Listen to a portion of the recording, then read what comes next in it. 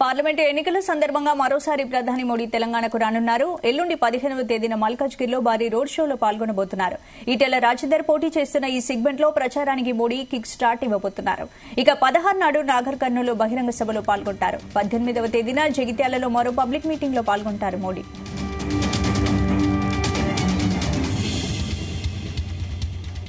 ఇక దీనికి సంబంధించి మరిన్ని అప్డేట్స్ మా ప్రతినిధి శ్రీచరణ్ అడిగి తెలుసుకుందాం. శ్రీచరణ్, మోడీ తెలంగాణ టూర్ ఖరారైపోయింది కదా, దీనికి సంబంధించిన అప్డేట్స్ ఏంటి? స్పందన ఇటీవల కాలంలో ఢిల్లీకి చెందిన పెద్దలందరూ కూడా ఇటు తెలంగాణ ఆంధ్రప్రదేశ్ వైపే ప్రధాన ఆసక్తి చూపిస్తున్నట్టే మనకు ప్రధానంగా కనిపిస్తోంది. దానికి కారణము ఇక్కడ ఫ్యూచర్ లో స్కోప్ ఉండడమే. రెండు తెలుగు రాష్ట్రాల్లో కూడా బీజేపీ ఇక్కడ భాగం వేయాలని కృతనిశ్చయంతో ఉంది. అలాగే మనం పలుమార్లు చర్చించుకున్నట్టు తెలంగాణలో గ్రాడ్యువల్ గా ఇక్కడ బీజేపీకి ఓట్ బ్యాంక్ అనేది పెరుగుతూ వస్తోంది గడిచిన 5 సంవత్సరాలుగా. సో మొన్న జరిగిన అసెంబ్లీ ఎన్నికల్లో కూడా 8 సీట్లు వచ్చిన నేపథ్యంలో ఈసారి ఇక్కడ 8 నుంచి 10 పార్లమెంటు స్థానాలు కైవసం చేసుకోవాలనే కృత నిశ్చయంతో బీజేపీ పార్టీ ఉంది. ముఖ్యంగా ప్రధానంగా మనం చెప్పుకోవాల్సింది ప్రధానమంత్రి నరేంద్ర మోడీతో పాటు కేంద్ర హోంమంత్రి అమిత్ షా ప్రత్యేక ఫోకస్ పెట్టారు తెలంగాణ పైనే. మనం చూసాము వారం రోజుల కిందట ప్రధానమంత్రి 2 రోజుల పర్యటన తెలంగాణలో చేసి ఇటు ఆదిలాబాద్ తో పాటు అటు సంగారెడ్డిలో వివిధ ప్రాజెక్టులకు శంకుస్థాపన చేశారు. దాదాపు 15,000 కోట్ల పైచిలుకుగా కూడా శంకుస్థాపనలకు సంబంధించి అభివృద్ధి పనులను కూడా ఆయన శ్రీకారం చుట్టారు. మిషన్ దక్షిణ పేరిట బీజేపీ ఒక లక్ష్యంతో ముందుకు పోతుంది అని చెప్పుకోవాలి. 2028 కల్లా దక్షిణాది రాష్ట్రాల్లో మెజారిటీ స్టేట్స్ లో కాషాయం జెండా ఎగరాలనే ప్రధాన సంకల్పంతో ఇటు బీజేపీ హైకమాండ్ తో పాటు ఇటు ప్రధానమంత్రి నరేంద్ర మోదీ అలాగే హోంమంత్రి అమిత్ షా కూడా ప్రధానంగా దీని మీద స్పెషల్ ఫోకస్ పెట్టారని చెప్పుకోవాలి.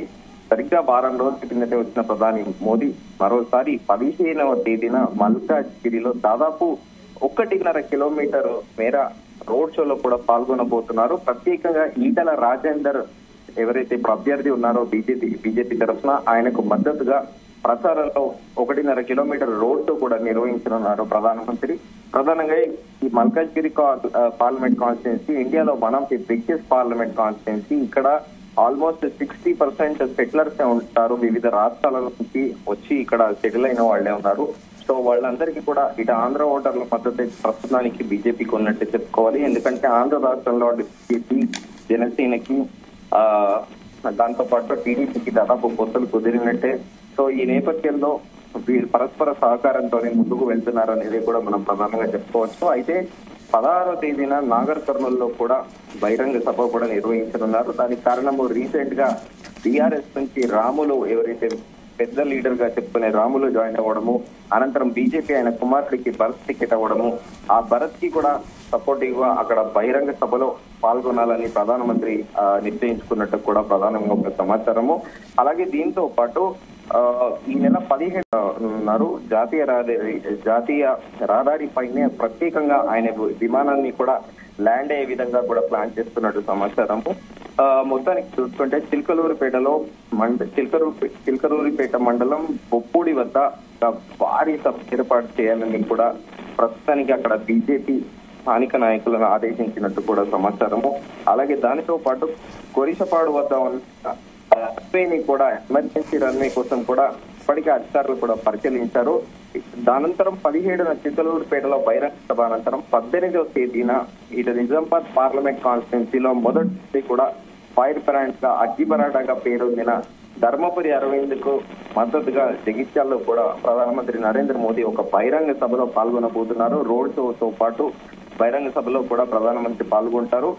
మొత్తానికి మనము పలుమార్లు చర్చించుకున్నట్టు ఇక్కడ తెలంగాణ పైన ఢిల్లీ హైకమాండ్ కి ప్రధాన ఫోకస్ ఉన్నట్టు మాత్రం సుస్పష్టంగా కనిపిస్తోంది. ర్యాండమ్ గా 1 వీక్ గ్యాప్ తోనే మళ్లీ పర్యటన చేయడం కూడా మనం ప్రధానంగా ఇక్కడ ప్రస్తావించుకోవాలి.